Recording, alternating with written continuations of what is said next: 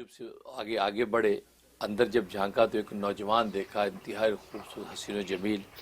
وہ ایک مسند پر بیٹھا ہے اور وہ احکامات جاری کر رہا ہے کہ یہ کام یوں کرو، یہ کام یوں کرو، یہ دیوار یوں بناؤ، یہ فلاں فرش ایسے کرو. تو وہ کوئی محل تعمیر کروا رہا ہے.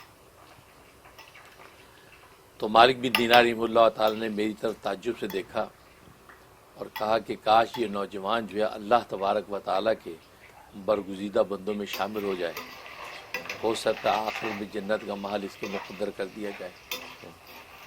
تو میں اس کے لیے کچھ دعا اور نصیحت کرنا چاہتا ہوں. تو جعفر بن سلیمان نے کہا ٹھیک ہے، بہت اچھا ہے. ہم آگے بڑھے، نوجوان سے ملاقات کی تو اس نے وعلیکم السلام کہا. اسے کچھ دیر تک تو مالک بن دینار کو پہچانا نہیں اور بیٹھا گفتگو کرتا رہا. لیکن چند لمحے کے بعد اس سے پہچان لیا کہ وہ یہ تو مالک بن دینار ہے. ظاہر ہے کہ مالک بن دینار رحمہ اللہ تعالیٰ کا اپنے دور کے اندر ایک شہرہ تھا کہ اللہ کے ولی ہیں اور یہ مقبول عند اللہ شخصیت ہیں. جب اس کو پتہ چلا تو تعظیماً کھڑا ہو گیا اور گفتگو کرنے لگا کہ حضرت آپ نے کیسے زحمت فرمائی. تو مالک بن دینار رحمہ اللہ تعالیٰ نے اس نوجوان سے کہا کہ یہ جو تم محل تعمیر کر رہے ہو اس پر کتنا مزید مال خرچ کرنے کا ارادہ ہے؟ اس نوجوان نے کہا کہ 1,00,000 درہم 1,00,000 درہم اور خرچ کروں گا. تو اس پر مالک بن دینار رحمہ اللہ تعالی نے کہا کہ اگر وہ 1,00,000 درہم تو مجھے دے دے اور میں ایک ایسی جگہ اس کو خرچ کروں کہ دنیا کی اس محل کے بدلے میں آخرت میں تمہیں ایک ایسا محل ملے جو اس سے زیادہ حسین و جمیل ہو، اس کی مٹی مشک و عنبر کی ہو، وہاں حور و قصور کی یہ نعمتیں ہوں اور ایسی نعمتیں ہوں کہ نہ کسی آنکھ نے دیکھا، نہ کسی کان نے سنا، نہ کسی دل پہ خطرہ گزرا، اور پھر اس کو کسی نے ہاتھ نہ لگایا ہو. یعنی وہ معمار اور مستری و مزدوروں کو محتاج نہ ہو بلکہ اللہ تبارک و تعالیٰ کی کن فیکون کی طاقت سے بنا ہو. سبحان اللہ. تو کیا میں ایسا محل تجھے اگر اس کے بدلے میں دلواؤں تو کیا یہ 1,00,000 درہم تو مجھے دے سکتا ہے؟ تو نوجوان نے یہ سنا تو سوچ میں پڑ گیا.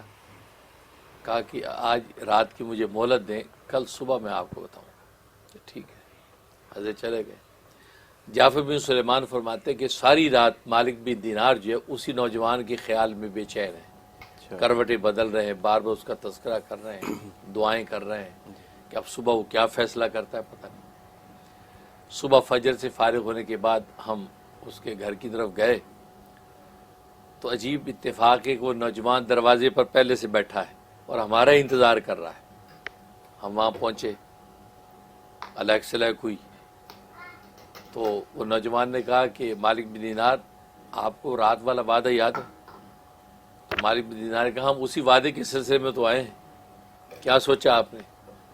کہا کہ میں نے سوچ لیا ہے کہ آپ مجھے جو ہے اس 1,00,000 درہم کے بدلے میں آخرت کا وہ محل دلوائیں، اس کی ضمانت دلوائیں. کہا بہت اچھا ہے. کہتا ہم خوش ہو گئے.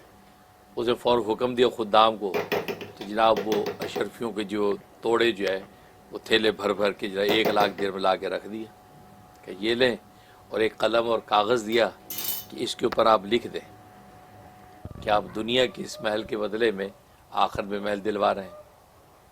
تو مالک بن دینار نے اس کے اوپر لکھا کہ یہ تحریر مالک بن دینار کی طرف سے ہے اور اس بات کی ضمانت ہے